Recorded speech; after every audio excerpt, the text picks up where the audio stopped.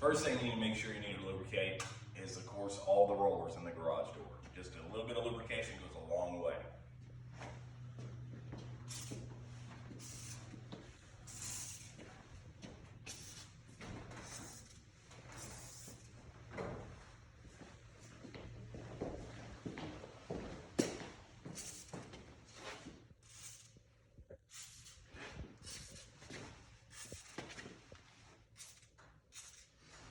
Okay, the next thing to lubricate on a garage door is going to be the hinge points.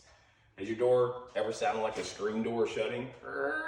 That's where that noise is coming from.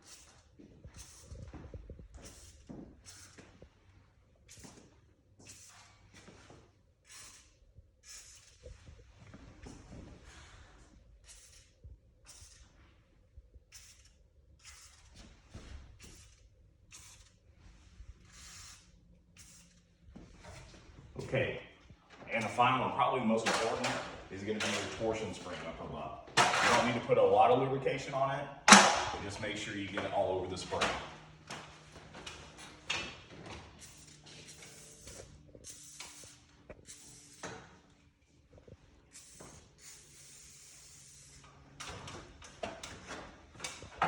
Okay, and that's it, the basics of lubricating a standard garage door.